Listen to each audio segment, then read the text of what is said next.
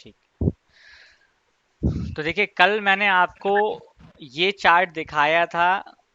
इस चार्ट के माध्यम से मैं आपको केवल यही बोलना चाहूँगा कि इस चार्ट का यूज़ केवल आपको उस पर्टिकुलर टाइम में ही अप्लाई करना है जब आपको सक्सेस फेलियर की चीज़ें देखनी हो, जो कि आपके ट्रांजिट चार्ट में अप्लाई होगा या फिर प्रोग्रेशन चार्ट में ही अप्लाई होगा। ये हमेशा ही अप्लाई नहीं होगा, ये आपको नेटल चार्ट से नहीं देखना है। प्लस लास्ट क्लास में मैंने आपको एक मेथड शेयर की थी जिसमें मैंने आपको ये बताया था कि आप किस तरीके से चीज़ों का डिसीज़न ले सकते हैं कि स्टूडेंट आपका एवरेज होगा, होशियार होगा, गधा होगा, है ना। साथ ही साथ मैंने आपको ये भी बताया था कि आप प्रोग्रेशन चार्ट को और ट्रांजिट चार्ट को अप्लाई करके किस तरीके से पर्टिकुलर एग्ज़ाम का या पर्टिकुलर उस टाइम ऑफ पीरियड का एक एनालिसिस बता सकते हैं कि बेसिकली इसका क्या रिजल्ट होने वाला है। तो देखिए, यहाँ पर 4 से 5 कंडीशंस बनती हैं। वो 4 से 5 कंडीशंस क्या होती हैं कि यदि बच्चे का दिमाग, हम बताएं कि बच्चे का एजुकेशन किस तरीके से हो सकता है, तो एक होती है पुअर कंडीशन, एजुकेशनल स्टेट कहते हैं हम इसको।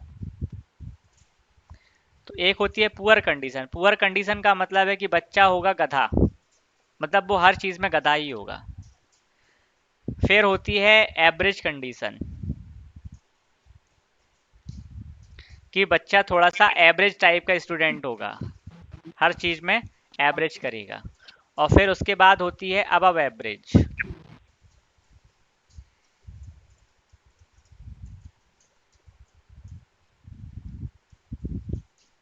कि बच्चा एवरेज से भी कुछ चीज़ों में आगे अच्छा प्रदर्शन करेगा, अच्छा परफॉर्म करेगा। और फिर इससे भी ऊपर होती है एक्सीलेंट, या जिसको अपन टॉपर वगैरह कहते हैं। तो ये 4 स्टेट होती हैं एजुकेशन की, जहाँ पर व्यक्ति को देखा जाता है। लेकिन ये चार की जो 4 स्टेट हैं, ये एजुकेशनल वाइज आपके चेंज होती रहती हैं। इसका तात्पर्य क्या है? इसका तात्पर्य ये है कि यदि कोई बच्चा पहली क्लास से लेकर 8th क्लास तक है, तो इसका मतलब ये नहीं है कि आपका बच्चा यदि पुअर स्टेट का आ रहा है तो वो हमेशा ही पुअर होने वाला है, वो हमेशा ही गधा नहीं रहेगा। ऐसे ही यदि मान लीजिए आपका बच्चा हायर एजुकेशन में टॉपर रहा है, तो इसका मतलब ये नहीं है कि वो कोई जो बेसिक एजुकेशन रहा है हमारा, उसमें वो अच्छा रहा हो। ये कोई वो फिक्स रूल नहीं है इसमें। क्यों? क्योंकि आपकी कुंडली का हर एक हाउस जो है वो चेंज हो रहा है, हर हाउस हर टाइप के एजुकेशन को बता रहा है। वैसे ही वैसे ही आपका, आपने जो अपनी एजुकेशन के लिए, अपनी पढ़ाई के लिए जो फील्ड को चूज़ किया है कि भाई मुझे ये चीज़ पढ़ाई करनी है या मैं इसमें आगे बढ़ना चाहता हूँ, तो कुछ बच्चे उसमें टॉपर हो जाते हैं, कुछ बच्चे उसमें एवरेज रहते हैं, कुछ बच्चे अबव एवरेज रहते हैं और कुछ बच्चे पुअर रहते हैं। पुअर वही रहेंगे जिसको वो टेक्नोलॉजी, वो पढ़ाई पसंद नहीं आएगी। लेकिन यदि आप उसी बच्चे को उसके मन मुताबिक कोई दूसरी चीज़ पढ़ा दो जो जिसमें वो पढ़ना चाहता है, तो वही बच्चा उस पर्टिकुलर फील्ड के लिए जिसमें उसका इंटरेस्ट है, हॉबी है जिसमें, तो वही बच्चा जो अभी इस पढ़ाई में पुअर है, वो हो सकता है कि दूसरी पढ़ाई में जाकर एवरेज या अबव एवरेज या टॉपर भी बन सकता है। इसलिए ये जो पुअर, एवरेज, अबव एवरेज और एक्सीलेंट टॉपर की जो कंडीशंस हैं, ये किसी भी तरह से आपके बच्चे में पूरी तरह से अप्लाई कभी नहीं होंगी कि आप ये देख लें कि वो बच्चा गधा है तो वो हर चीज़ में गधा ही होगा, ऐसा कभी नहीं होगा। या टॉपर है तो वो हर चीज़ में टॉपर ही हो, ऐसा भी नहीं होगा। हर बच्चा कुछ कुछ ना कुछ चीज़ में टॉपर है, कुछ ना कुछ चीज़ों में एवरेज है, कुछ ना कुछ चीज़ों में पुअर है। कोई भी बच्चा कंप्लीटली रूप से ना पुअर है और ना ही टॉपर है। लेकिन जिस बच्चे को जो अपने मन मुताबिक चीज़ें मिल जाती हैं, जिसको अपने मन मुताबिक रिसोर्सेज मिल जाए, मन मुताबिक पढ़ाई लिखाई मिल जाए, तो वो बच्चा उस पर्टिकुलर चीज़ में टॉपर बन जाता है या अबव एवरेज एक अच्छा परफॉर्मेंस दिखा देता है। लेकिन जिस बच्चे का मन उस चीज की पढ़ाई में लगता है जो वो जबरदस्ती कर रहा है या उसको जबरदस्ती अपन करा रहे हैं, तो वो उसमें एक्सीलेंट या अबव एवरेज ही देगा या एवरेज देगा। वो उतना अच्छा प्रदर्शन उसमें नहीं कर सकता। तो जितने भी लोगों ने अपने प्रोफेशन को चूज किया है, अपनी हॉबी के हिसाब से अपनी पढ़ाई को चूज किया है, वो कहीं ना कहीं अपनी पढ़ाई में वो कहीं ना कहीं अपनी पढ़ाई लिखाई में हमेशा अबव एवरेज या टॉपर ही रहेंगे। ये फिक्स रूल है। और ये फिक्स होने के साथ साथ साइंटिफिक जेन्युइन रीजन भी है। इसमें एस्ट्रोलॉजी लगे या ना लगे, लेकिन ये रीजन है कि यदि आपने किसी को वो काम दे दिया जो उसको पसंद है और वो वही कर रहा है, तो स्वाभाविक सी बात है कि वो उसमें टॉपर या एक्सीलेंट या अच्छा रहेगा ही रहेगा। लेकिन यदि कोई बच्चा ऐसा है जो कि जबरदस्ती पढ़ रहा है, उसको जबरदस्ती हम इंजीनियरिंग या डॉक्टर करवा रहे हैं, लेकिन उसका इंटरेस्ट जो है वो किसी दूसरी चीज़ में है, तो वो बच्चा कितना भी कोशिश कर ले, उसको हार्डवर्क करना पड़ेगा, स्ट्रेस लेना पड़ेगा, बड़ी मेहनत करनी पड़ेगी, रुकावट देखने को मिलेगा, मन भी बहुत ज़्यादा चंचल रहेगा, उसका भटकेगा, परेशान रहेगा, और फिर वो जैसे तैसे करके एवरेज या पुअर एवरेज में जाकर शांत होगा। इसलिए एजुकेशनल स्टेट में आपने कल एक दो एग्जाम्पल मैंने दिखाए थे, धोनी का दिखाया या मैंने सचिन तेंदुलकर का दिखाया। इन लोग यदि टॉपर रहे हैं अपनी उस पर्टिकुलर फील्ड में, जिस पर्टिकुलर फील्ड से रिलेटेड इन्होंने एजुकेशन लिया, तो उन्होंने आपने देखा कि उन्होंने अपने मन मुताबिक चीज़ें की हैं, तभी वो उस चीज़ में टॉपर रहे हैं। भले ही वो पढ़ाई लिखाई में कमज़ोर रहे, लेकिन जब उन्होंने वो चीज़ पकड़ ली जो इस चीज़ में उनको मज़ा आता है, तो वही बंदा जो बाकी चीज़ों में गधा था, वही बंदा इस चीज़ में होशियार हो गया, टॉपर हो गया। तो हमेशा आपको ये ध्यान रखना है कि एजुकेशन डिसाइड करने से पहले सामने वाले का मन ज़रूर जानना है, उसकी कैरियर काउंसलिंग ज़रूर एक बार करना चाहिए कि आप क्या चाहते हो, आपको कौन सी फील्ड चाहिए, या आपको किस चीज़ में जाना अच्छा लगता है।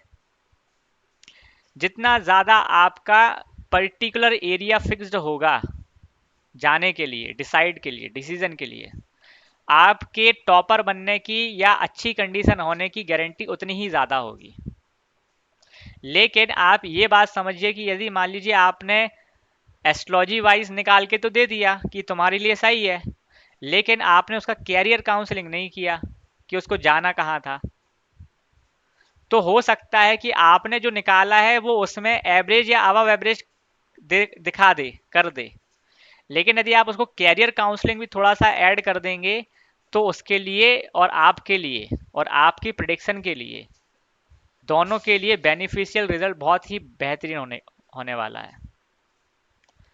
जब बच्चा जब बच्चा अपने मन मुताबिक हॉबी के अनुसार चीज़ों को चूज करता है, तो आप ये भी मान के चलें कि भले ही उस पाथ में कितनी भी परेशानी आए, फिर कितना भी स्ट्रगल क्यों ना आए, वो उन परेशानियों को बहुत ही सहजता के साथ, आसानता के साथ, आसानी के साथ, सरलता के साथ, बड़े अच्छी और आसानी तरीके से बिना स्ट्रेस लेते हुए उस पर्टिकुलर फील्ड में मेहनत करता है, और वो मेहनत करने में उसको मज़ा आता है। वो उसको बहुत ज़्यादा जिम्मेदारी नहीं समझता, वो बोझ नहीं समझता कि यार मुझे अब करना ही है। वो उसको करने में मज़ा आएगा, इंटरेस्ट लेगा वो उसमें। लेकिन नहीं, वहीं पर दूसरी तरफ यदि कोई व्यक्ति किसी पर्टिकुलर एजुकेशन को पढ़ रहा है जो कि उसके नापसंद है, और उसको हमने ऐसी चीज़ बोल दी कि भाई तुमको यही सूट करेगा, तो यदि मान लो उस एजुकेशन पर्टिकुलर चीज़ में जिसकी वो पढ़ाई कर रहा है या जो भी काम कर रहा है, उसमें उसने यदि अपना मन नहीं लगाया, तो उसको क्या आ जाएगी, जैसे ही उसके जीवन में कोई तकलीफ आएगी, प्रॉब्लम्स आएंगे, स्ट्रगल आएंगे, तो वो उसको बोझ समझने लगेगा, जिम्मेदारी समझने लगेगा कि यार अब मेरे से ये जो काम है वो तो अब जिम्मेदारी एक थम गई है, तो अब करना पड़ रहा है, टालने वाला काम है। तो इसको ये जो जिम्मेदारी है वो बोझ लगने लगेगी, जो कि इसको स्ट्रेस में कन्वर्ट कर देगी, और स्ट्रेस होने के कारण व्यक्ति परेशान होने लगेगा, थकने लगेगा। तो यही एक डिफरेंस होता है कि जो व्यक्ति हॉबी की तरफ काम करता है, तो वो चीज़ उसको स्ट्रेस या जिम्मेदारी नहीं लगती, वो मज़े मज़े से उसमें कर रहा होता है। और जो व्यक्ति स्ट्रेस लेकर, जिम्मेदारी लेकर, बोझ समझकर चीज़ें करता है, तो वही चीज़ उसको बहुत ज़्यादा परेशान लगती है। वो परेशान हो जाता है, उसको लगता है कि कब से, जितनी जल्दी जल्दी से हो सके इससे छुटकारा पाया जाए, जल्दी से जल्दी हमारी पढ़ाई हो जाए, जैसे तैसे करके हम निश्चिंत हो जाएंगे। तो जो बच्चा जिस भी पर्टिकुलर चीज़ में जितना ज़्यादा डिप्रेशन लेता है, परेशान होता है, वो उस चीज़ को टालने की कोशिश करता है। और टालने के बाद जब उसके फ्यूचर की बात करते हैं अपन, कि क्या उससे कुछ प्रॉफिट हुआ, नहीं हुआ, क्या वो उस एजुकेशन के ज़रिए पैसे कमा सकता है, तो हो सकता है कि वहाँ पर रिजल्ट आएगा ज़ीरो, क्योंकि उसने पढ़ाई लिखाई बड़ी मजबूरी में आकर करी थी। अब जब वो पढ़ाई लिखाई करेगा मजबूरी में आके, तो जब बात काम की आएगी, तो वो वहाँ पे क्या करेगा, अपने काम को चेंज करेगा, क्योंकि वो काम तो वही करेगा जो उसको पसंद होगा। और कई लोग ऐसे भी काम करने लगते हैं जो मजबूरी बस हो जाते हैं, कि भाई हमने 10-15 लाख रुपए इंजीनियरिंग में खर्च किया या डॉक्टर में खर्च किया, अब यार इतना पैसा खर्च किया है तो इसमें काम भी किया जाए, ऐसा कई लोग सोचते हैं।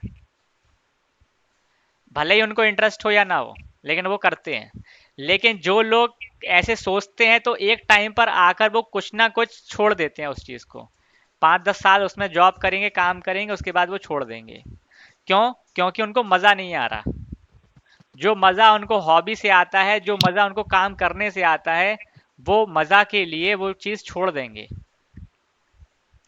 तो ये चीज़ कैसे देखी जाए कि व्यक्ति का हॉबी क्या है, व्यक्ति कहाँ पर अपना ध्यान लगाना चाहेगा, है ना? तो देखिए, इस चीज़ को समझने के लिए आप दो चीज़ों का ध्यान में रखना बहुत ज़रूरी है, कि व्यक्ति की हॉबी क्या होती है, व्यक्ति का अट्रैक्शन क्या होता है। व्यक्ति के अंदर यदि कोई भी चीज़ सीखने या समझने की इच्छा जागृत होती है, तो वो कुछ कारणवश होती है। वो कारण कौन से होते हैं? वो कारण होते हैं कि या तो फ्रेंड होता है, कि उसका दोस्त ये कर रहा है तो मैं भी वही करूँगा। मेरा दोस्त अभी इंजीनियरिंग कर रहा है तो एक काम करता हूँ, मैं भी इंजीनियरिंग में ज्वाइन कर लेता हूँ, है ना? देखा सेखी लोग करते हैं। दूसरा होता है कारण, कि उसके पेरेंट्स जो कहते हैं कि भाई फलाने का लड़का इंजीनियर बन गया है, या हमारे घर में ज़्यादातर इंजीनियर है, तो एक काम करो तुम भी इंजीनियर बन जाओ। तो होगा क्या कि कम से कम कल के दिन तुम उतने अच्छे इंजीनियर नहीं भी बने, तो तुम्हें कहीं ना कहीं से सपोर्ट तो मिल ही जाएगा, तुम्हारी जॉब तो लगा ही देंगे। वैसे ही डॉक्टर में होता है कि चलो अब घर में सब लोग डॉक्टर हैं, तो एक काम करो तुम भी डॉक्टर बन जाओ, तो छोटा मोटा क्लिनिक तुम्हारा भी साइड में चलने लगेगा। तो एक होता है पेरेंट्स के दबाव के कारण भी। इसके अलावा एनवायरनमेंट का भी इफेक्ट होता है, कि जो हवा चल रही होती है ना, जहाँ पर जिस फील्ड में, उस एनवायरनमेंट के प्रति व्यक्ति के दिमाग में भूचाल आ जाते हैं, इच्छा जागृत हो जाती है। जैसे हर फील्ड का अपना ना एक टाइम आता है, हर फील्ड का। तो जैसे जो भी नई नई टेक्नोलॉजी आती है, नया नया एजुकेशन आता है ना, उसमें क्या आता है, एक वो आता है, उसकी मार्केटिंग होती है। कि अभी आप देखोगे कि अभी इंजीनियरिंग बहुत ज़्यादा चल रही है, सभी लोग इंजीनियरिंग इंजीनियरिंग इंजीनियर कर रहे हैं। फिर कुछ टाइम आएगा कि सब लोग मेडिकल मेडिकल मेडिकल करेंगे, कई लोग फिर सी ए, मतलब ये हवा चलाई जाती है मार्केट में भी, बैलेंस करने के लिए, कि सारे स्टेट में हर प्रकार की पढ़ाई के लोग एक बराबर में होना चाहिए। तो क्या होता है कि एक बराबर की पढ़ाई के हिसाब से, बड़ा एक बराबर की पढ़ाई करने के लिए वो हवा चला देते हैं, कि भाई देखो अभी इंजीनियर का स्कोप बहुत ज़्यादा चल रहा है, अभी मार्केट में आईटी कंपनी आने वाली है, आपके शहर में आईटी कंपनी आने वाली हैं, आपको यहीं कहीं जॉब लग जाएगी, इतना पैकेज मिल रहा है। ये क्या होता है, ये हवा होती है। और इस हवा के कारण भी कई लोग फंस जाते हैं। जैसे वैसे ही हमारे एस्ट्रोलॉजी में भी होता है। एस्ट्रोलॉजी में बोला कि यार केपी एस्ट्रोलॉजी सबसे बेहतरीन है, बहुत अच्छे रिजल्ट देती है, 100% सटीक प्रोडिक्शन होती है। तो व्यक्ति भले ही वैदिक एस्ट्रोलॉजर भी होगा ना, लेकिन जब हवा चलाई जाएगी तो क्या होगा, उसका दिमाग भटकेगा। और दिमाग भटक के वो क्या करेगा, वो सोचेगा चलो यार अपन एक काम करते हैं, केपी एस्ट्रोलॉजी भी सीख लेते हैं। क्यों? क्योंकि हर जगह वही वही एडवर्टाइजमेंट चलेगी, वही वही आपको चीज़ें सुनने को मिलेंगी। तो फिर आज नहीं या तो कल आप जाओगे उसी चीज में कहीं ना कहीं। आज आप देख रहे हो कि एस्ट्रोलॉजी की फील्ड में भी बहुत सारे कोर्सेज निकल रहे हैं, छोटे से बड़े। हर दिन एक नया कोर्स लॉन्च हो जाता है, और फिर उसी कोर्स को लेकर एक हवा चलने लगती है, और उसी हवा में हम पिसते रहते हैं। तो कंडीशन ऐसी बनती है हमारे जीवन में कि हम इन्वायरमेंट के कारण भी इफेक्टेड होते हैं। और इन तीनों चारों चीजों में आपका जो अट्रैक्शन होता है वो कहाँ पर इफेक्ट होता है? वो होता है अट्रैक्शन के कारण, कि आप इन चीजों से क्या होते हो? अट्रैक्ट हो जाते हो। क्या हो जाते हो आप? अट्रैक्ट। क्या हो जाते हो आप? अट्रैक्ट हो जाते हो। कोई ने कुछ भी बोला, कोई ने चार चीजों के लिए तारीफ कर दी कि इंजीनियर बनने से ये होता है, इंजीनियर बनने से वो होता है, डॉक्टर बनने से ऐसा होगा, वैसा होगा, ये होगा, वो होगा। आपके दिमाग में क्या आ गया? एक अट्रैक्शन आ गया। आप हो गए अट्रैक्ट कि यार अब यही करना है। अब ये अट्रैक्शन आता कहाँ पर है? ये अट्रैक्शन आता है आपके मन में। क्यों? क्योंकि आपके मन के विचारों को एक दिशा मिलती है। आपके मन के विचारों को हम अट्रैक्ट करते हैं अपनी तरफ। तो आजकल ये जो मार्केटिंग चल रही है, मार्केटिंग बेसिकली क्या है? ये मार्केटिंग भी वही चीज है कि आप जिस चीज के लिए एक भी वीडियो देख लो, आपने यूट्यूब में यदि एक एस्ट्रोलॉजी का वीडियो देख लिया तो आप देखोगे कि फिर आपके पास एस्ट्रोलॉजी से संबंधित ही वीडियो सारे रील में आएंगे। एस्ट्रोलॉजी से संबंधित सारी वीडियो आने लगेंगी आपकी पूरी लिस्ट में। क्यों? क्योंकि मार्केट आपको एक दिशा देना चालू कर देगा। क्योंकि वो चीज आपने कहाँ से डिसाइड की है? माइंड से डिसाइड कर दी है। अब माइंड क्या है? माइंड है मन, और मन को रिप्रेजेंट करता है कौन? चंद्रमा। और चंद्रमा का जो स्वभाव है वो चंचल है। चंद्रमा का स्वभाव क्या है? चंचल। और चंचल का मतलब है बार बार बदलते रहना, अस्थिरता होना। तो अभी जैसे जैसे हवा चेंज होगी वैसे वैसे आपका मन भी चेंज होगा। अभी आप सोच रहे हो कि यार मैं इंजीनियर कर लूं, फिर कल के दिन आप सोचने लगे कि आप डॉक्टर भी बन जाओ, फिर कल के दिन सोच रहे हो आप सीए भी बन जाए। तो आपके मन में क्या होता है? चंचलता आती रहती है, बार बार चीजें क्या होती रहती है? चेंजेस होती रहती हैं। यही कारण है कि आजकल एस्ट्रोलॉजी में लोग एक कोर्स करने के बाद भी संतुष्ट नहीं हो रहे, वो मल्टीपल कोर्सेज अटेम्प्ट कर रहे हैं। क्यों? क्योंकि उनको हवा वैसी दी जा रही है, वैसा उनको अट्रैक्शन किया जा रहा है। लेकिन इन दोनों के भी ऊपर जो सबसे इंपॉर्टेंट चीज है वो है आपकी बुद्धि। आपकी बुद्धि, जिसको कंट्रोल करता है मरकरी।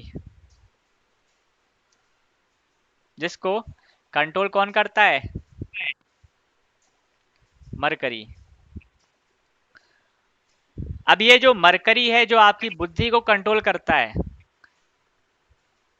ये आपको सही राह दिखाने में मदद करता है। बुद्धि आपको ये एनालिसिस करके बताएगी कि क्या सही है या क्या गलत है।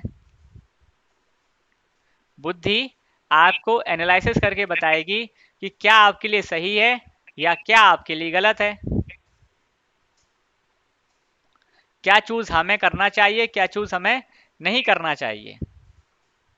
और हर चीज जो भी आप आज के इन्वायरमेंट में किसी भी तरह से पढ़ाई कर रहे हो, एजुकेशन ले रहे हो, सीख रहे हो, वो सब कहीं ना कहीं अट्रैक्शन से लेकर पहले मन में जाएगा, और फिर मन से लेकर बुद्धि तक के पड़ाव में जाएगा।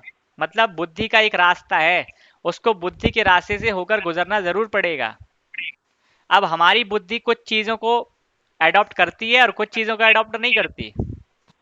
जैसे हम जब पिक्चर या मूवी देखने जाते हैं तो बकायदा आपको सारी चीजें याद हो जाएंगी। क्यों? क्योंकि आपकी बुद्धि को वो चीज पसंद है। मरकरी को क्या है? मरकरी की जो भी फेवरेट चीजें रहेंगी, आप उसके हिसाब से यदि काम करोगे तो वो ऑटोमेटिकली आपको क्या कर लेगा? याद करा देगा। आपको याद करने में जोर नहीं देना पड़ेगा।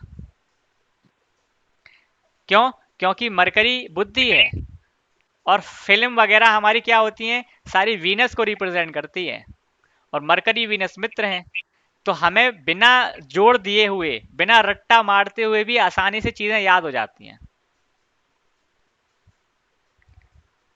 लेकिन वहीं पर यदि हम पढ़ाई की बात कर दें कि आप ये पढ़ाई करो, जरा मैथमेटिक्स सॉल्व करो या कुछ चीजें रटो, तो आपको बहुत ही आसानी तरीके से याद नहीं होती कई लोगों को।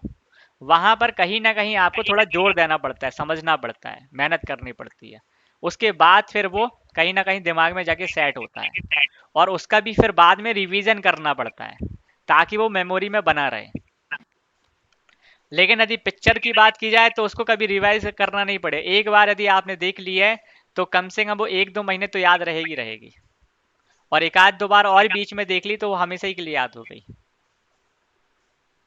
क्यों? क्योंकि आपने वो चीज करी है अपनी बुद्धि के अनुसार जो बुद्धि को पसंद है। इसलिए आप देखो कि जितने भी बच्चे हैं या कोई भी व्यक्ति है, बच्चे से लेकर बुढ़ापे तक का व्यक्ति, उस व्यक्ति की बुद्धि में वो मूवमेंट उसको हमेशा याद रहे हैं जो उसके एंजॉयफुल के रहे हैं, एंजॉयफुल मूवमेंट। क्योंकि मरकरी का स्वभाव क्या है? एंजॉयमेंट का कैरेक्टर है, वो राजकुमार है, उसको एंजॉय करना, घूमना फिरना, खाना पीना, ये करना ज्यादा पसंद है। तो आपकी बुद्धि ये डिपेंड करती है कि आपकी बुद्धि का और आपकी कुंडली में कनेक्शन क्या बन रहा है। यदि आप अपनी कुंडली में बैठे हुए मरकरी के हिसाब से चीज़ों को इम्प्लीमेंट करोगे, उस पर्टिकुलर चीज़ का आप ज्ञान लेना चालू करोगे, उसका एजुकेशन लेना चालू करोगे, तो कहीं ना कहीं वो आपको बिना ज़्यादा जोर देते हुए ऑटोमेटिकली याद हो जाएगी, समझ में आ जाएगी, जिसका आप आगे चलकर यूज़ कर पाओगे, और वो आपके बुद्धि में भी हमेशा बैठी रहेगी। लेकिन यदि आपने अपनी कुंडली में बैठे हुए मरकरी के हिसाब से काम नहीं किया, तब तो आपको फिर क्या करना पड़ेगा? जोर देना पड़ेगा, बहुत मुश्किल से स्ट्रगल करना पड़ेगा, रट्टा मारना पड़ेगा, बार बार रिवीजन करना पड़ेगा, प्रैक्टिस करनी पड़ेगी, तब आपका दिमाग उस चीज़ को ग्रहण करेगा, और फिर बार बार आपको उस चीज़ का रिवाइज करना पड़ेगा। तो आपके चार्ट में मरकरी जितनी भी अच्छी जगह में बैठा है या जिस भी कंडीशन में बैठा है, यदि आप उस पर्टिकुलर कंडीशन के हिसाब से एजुकेशन ले रहे हैं, तो आपको कल के दिन यदि कोई प्रॉब्लम आती भी है तो उस प्रॉब्लम का आपको फेस करने में बहुत मजा आएगा। लेकिन यदि आप उसके विपरीत होकर काम करेंगे तो वहां पर आपको रेमेडी परफॉर्म करनी पड़ेगी। मान लीजिए किसी का मरकरी 8वें घर में बैठा हुआ है। 8वां घर किस किस चीज का है? इंजीनियरिंग डिपार्टमेंट का है, ज्योतिष का है, रिसर्च का है, और भी बहुत सारी चीजों का है। अब अभी 8वां घर क्या है? वैसे तो खराब है। अब आप कह सकते हैं कि ऐसे व्यक्ति के एजुकेशन में प्रॉब्लम आएगा। बात सही है कि उसके एजुकेशन में प्रॉब्लम आएगा, लेकिन यदि वो 8वें घर से संबंधित ही एजुकेशन कर रहा हो, यदि वो 8वें घर से संबंधित ही पढ़ाई लिखाई कर रहा होगा, तो हो सकता है कि उसको ये प्रॉब्लम ना आए। जो प्रॉब्लम आना था वो प्रॉब्लम अब नहीं आएगा। क्यों? क्योंकि उसकी बुद्धि ने उस चीज को अपनाया हुआ है जिससे संबंधित वो पढ़ाई लिखाई कर रहा है, जो उसको एस्ट्रोलॉजी के हिसाब से भी अप्लाई हो रहा है।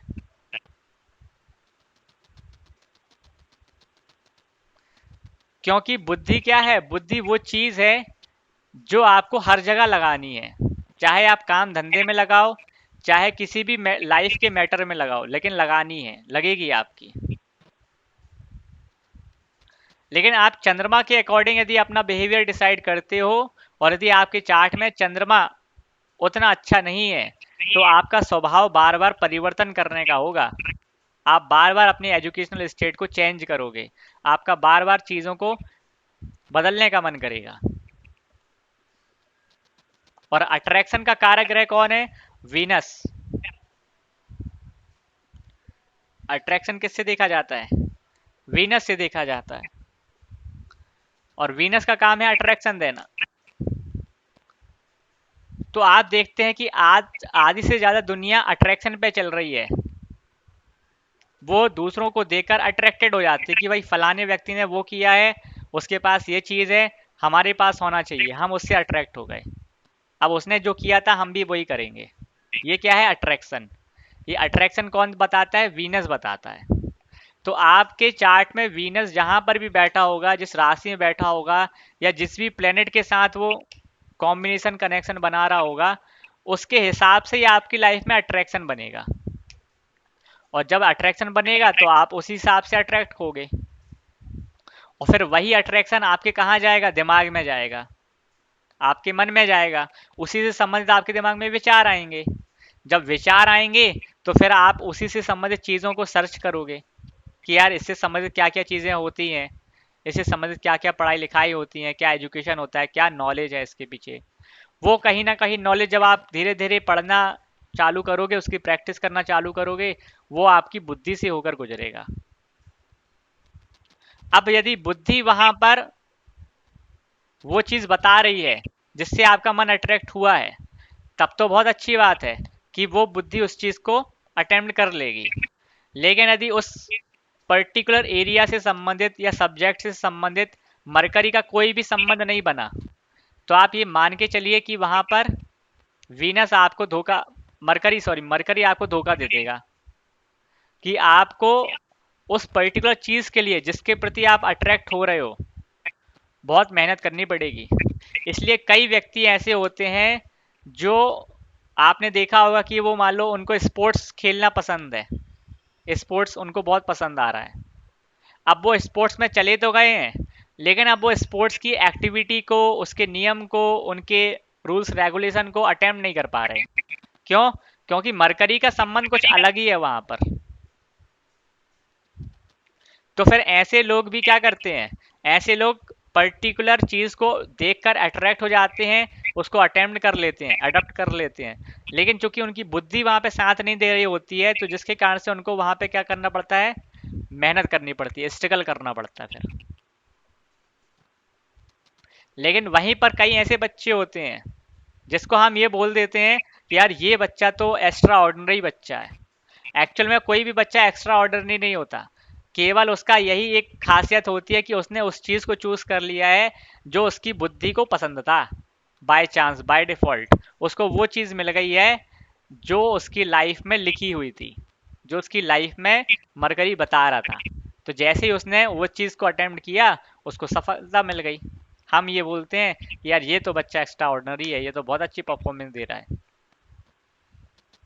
और वहीं दूसरा बच्चा जो अपने मन मुताबिक चीजें नहीं कर रहा है, तो उसको हम बोलते हैं कि यार ये बच्चा गधा है।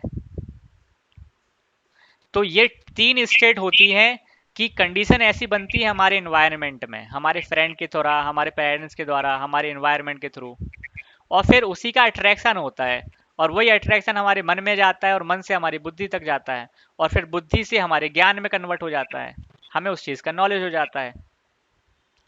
और इन तीनों की जो कॉमन स्टेट है वो क्या है? नॉलेज। इन तीनों की कॉमन स्टेट क्या है? नॉलेज।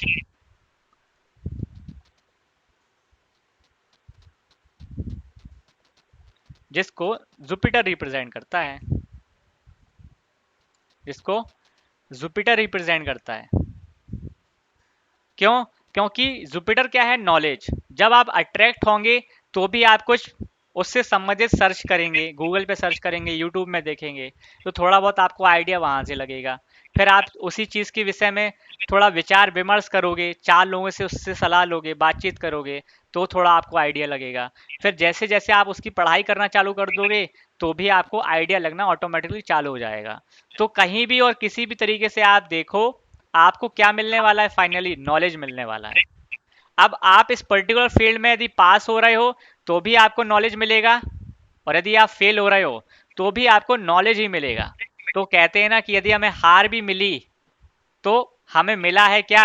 हारने का एक्सपीरियंस, कि हमें क्या गलती नहीं करना चाहिए था, वो हमें एक्सपीरियंस मिला है। तो एक्सपीरियंस क्या है? बेसिकली नॉलेज है। नॉलेज क्या है? जुपिटर। तो जुपिटर अपन को हर हाल में मिलना ही है, मतलब नॉलेज हमको हर हाल में मिलना है, चाहे हम हारें या जीतें, पास हो या फेल हो। लेकिन यदि आप किसी चीज में पास हो रहे हैं तो इसका तात्पर्य यही है कि कहीं ना कहीं आपका मरकरी अच्छा है और आपने मरकरी से संबंधित चीज़ों को बैलेंस किया हुआ है, मरकरी से संबंधित चीज़ों पे पढ़ाई की है, तभी आपको वहाँ पे सफलता देखने को मिली है। ठीक है जी, इतना क्लियर है अभी?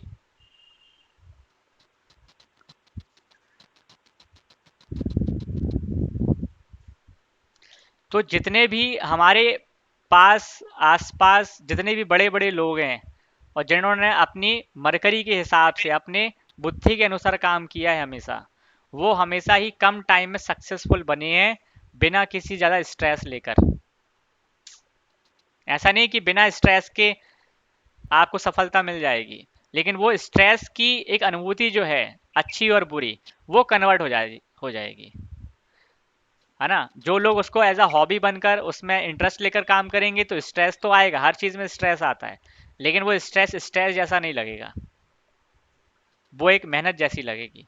लेकिन अगर आपके मन मुताबिक चीज़ें नहीं होंगी तो वही चीज़ स्ट्रेस बहुत ज़्यादा दिमाग में हावी हो जाएगी, जिसके कारण से हो सकता है एंजाइटी हो जाए, डिप्रेशन हो जाए, परेशान हो जाओ, बहुत सारी चीज़ें हो सकती हैं। तो ये एक डिफरेंस है एजुकेशन डिसाइड करने में।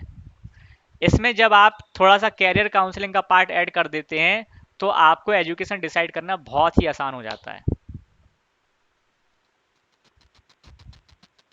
इतना क्लियर है अभी तक?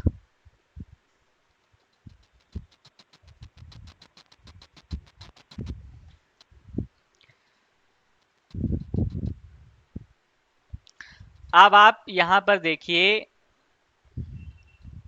कि जिसका भी मरकरी या मून या वीनस, वीनस कुंडली के जिस भी हाउस में होगा या जिस भी राशि में होगा या जिस भी प्लेनेट के साथ उसका कनेक्शन बनता है, वो उन पर्टिकुलर चीज़ों से संबंधित एक्टिविटी में, मैटर्स में, या उन हाउसेस के जो भी सिग्निफिकेटर बनते हैं उन पर्टिकुलर चीज़ों में अट्रैक्ट जरूर लेगा, उसका अट्रैक्शन जरूर उस चीज़ों में आएगा।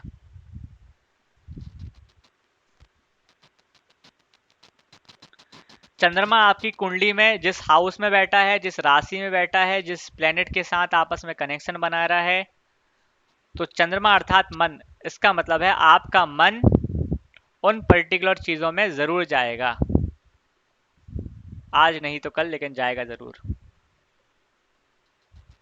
लेकिन ये दोनों जो चीज़ें हैं, एक वीनस और एक मून, ये क्या होता है, ये हमेशा बदलता रहता है, और इनके बदलने के कारण क्या होगा, हमारी बुद्धि पर इफेक्ट आएगा, क्योंकि हमारी बुद्धि का एक स्वभाव है कि वो जिसके साथ मिलेगी उसके साथ वैसा हो जाएगी, अच्छे के साथ मिलेगी तो अच्छी हो जाएगी, बुरे के साथ मिलेगी तो बुरी हो जाएगी।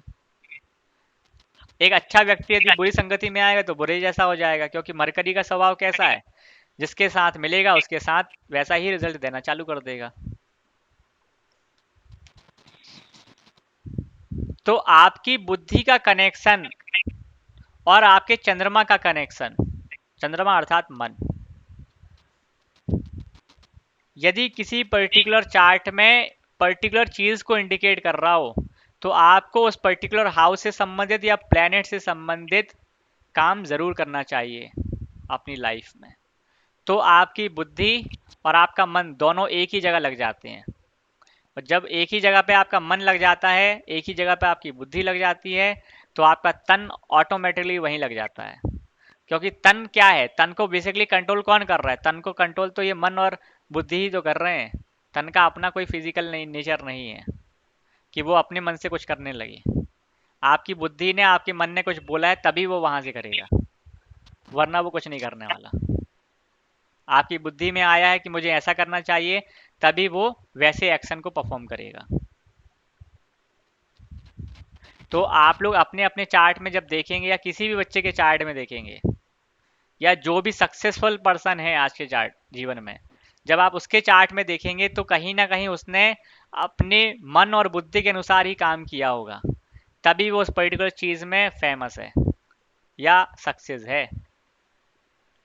और जो भी बहुत लाइफ में डिप्रेशन में है किसी भी चीज में, इसका मतलब है वो अपने मन या बुद्धि के मुताबिक काम नहीं कर रहा, तभी वो उससे प्रभावित हो रहा है, इफेक्टेड हो रहा है।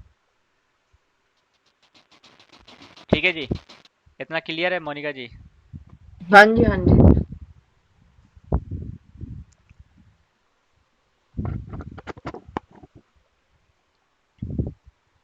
और सबसे अच्छी बात ये है कि जो भी व्यक्ति अपने मून और मरकरी के हिसाब से काम कर लेता है, खासकर मरकरी के हिसाब से काम कर लेता है, वो व्यक्ति, है ना, वो व्यक्ति लाइफ में सक्सेसफुल जरूर होगा। जो भी व्यक्ति अपने मन मुताबिक काम करता है वो उस पर्टिकुलर एरिया में सक्सेस जरूर होता है। सक्सेस का मतलब बेसिकली क्या है? सक्सेस का मतलब यहाँ पर ये नहीं है कि आप बहुत ज़्यादा पैसा कमाने लगे। सक्सेस का मतलब ये भी नहीं है कि आप बहुत बड़ी ऊंचाइयों पर पहुंच गए। सक्सेस का बेसिकली जो मतलब है वो है सेटिस्फिकेशन से, कि आप जो भी काम धंधा कर रहे हैं उस काम धंधे में आपको मन लग रहा है, मज़ा आ रहा है, आप उसमें स्ट्रेस नहीं ले रहे। आपको भले ही आपको कम सैलरी मिल रही है, भले ही आपको चीज़ें कम मिल रही हैं, लेकिन आप उससे यदि सेटिस्फाई हो तो आपकी लाइफ अपने आप में सक्सेसफुल होती है और आप उस पर्टिकुलर चीज़ में बहुत ज़्यादा नॉलेज रखते हो। कई ऐसे लोग हैं जो पर्टिकुलर चीज़ में काम कर रहे हैं लेकिन वो उससे सेटिस्फाई नहीं है। क्यों? क्योंकि वो उनके मन की चीज़ नहीं है। तो वो कहीं ना कहीं उनके दिमाग में एक अनसक्सेस जैसा लगता है कि यार मुझे अभी वो चीज़ नहीं मिली जो चीज़ मुझे मिलना चाहिए थी। लेकिन यदि आपको छोटा काम करके, छोटी पैसा प्राप्त करके भी यदि आपको वो चीज़ मिल रही है जो आप अपने मन मुताबिक काम कर रहे हो, तो व्यक्ति के दिल और दिमाग में एक शांति प्राप्त होती है कि यार मैंने वो लाइफ में किया है जो मुझे करना था बेसिकली। तो सक्सेस का मतलब ये कभी मत समझना कि मुझे उससे पैसा ही मिलने वाला है या उससे मुझे नाम सम्मान, मान सम्मान नाम मिलेगा। लेकिन इस बात की गारंटी जरूर है कि यदि आपने मन मुताबिक काम किया है तो आपको सफलता भी मिल सकती है, पैसा भी मिल सकता है, रुतबा मान सम्मान जरूर मिल सकता है। और सबसे बड़ी बात, जो सबसे बड़ी क्वालिटी है, वो शांति आपके सेटिस्फिकेशन होने की है कि आप वो काम कर रहे हैं जो आपको करना चाहिए। तो यहाँ सबसे बड़ा इंपॉर्टेंस उसी चीज़ का है। और आधी से ज़्यादा दुनिया आज हमारे लाइफ में जो आसपास हैं वो भले ही पैसा ज़रूर कमा रहे होंगे लेकिन सेटिस्फाई या शांति उनको प्राप्त अभी भी नहीं हुई है।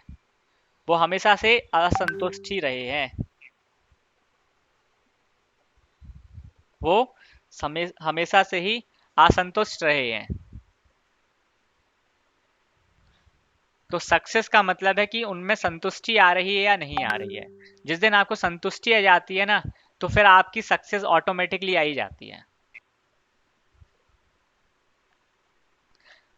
तो जो लोग अपने मन मुताबिक काम नहीं करते, वो प्रेशर में आके, स्ट्रेस में आके, किसी दूसरे के दबाव में आके काम करते हैं, उनको सक्सेस के लिए, मेहनत के लिए, हर एक चीज़ के लिए बहुत ज़्यादा मेहनत, स्ट्रगल करना पड़ता है। और फिर तब जाके उनको नाम, रुतबा, ये सब मिलता है। लेकिन जो व्यक्ति उस पर्टिकुलर चीज़ में काम कर रहा है जिसमें उसको मज़ा आ रहा है, जिसको करने से उसको एक शांति, सुकून मिलता है ना, तो वो ऑटोमेटिकली अपने आप में बहुत संतुष्ट व्यक्ति है, सक्सेसफुल पर्सन है वो। तो यदि मन मुताबिक काम करोगे तो सक्सेस मिलने का 100% गारंटी है। ये ज़रूर है आज के टाइम के हिसाब से। बस आज के टाइम में जो सक्सेस नहीं हो पा रहे हैं, केवल और केवल वो अपनी कुछ और क्वालिटी के कारण सक्सेसफुल नहीं हो पा रहे हैं। उसका रीज़न हो सकता है कि वो किसी अपने परिवार के गृहस्थी में फंस चुके हैं, जिसके कारण से वो अपने पैशन में, अपनी हॉबी में उतना ध्यान नहीं दे रहे।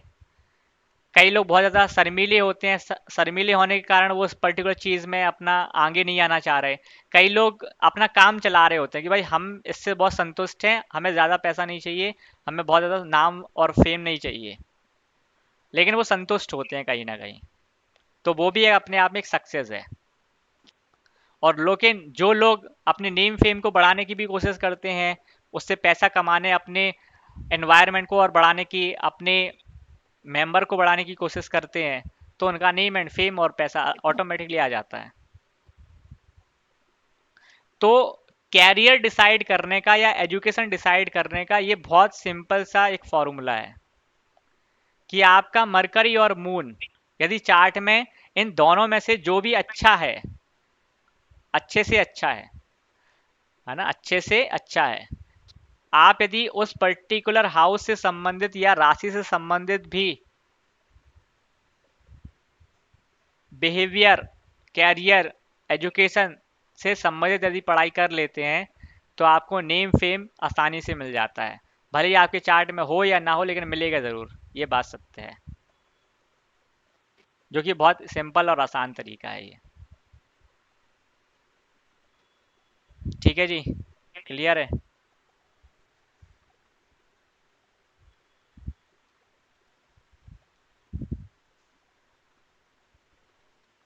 समझ में आ गया सभी को? हाँ जी सर। चलिए जी।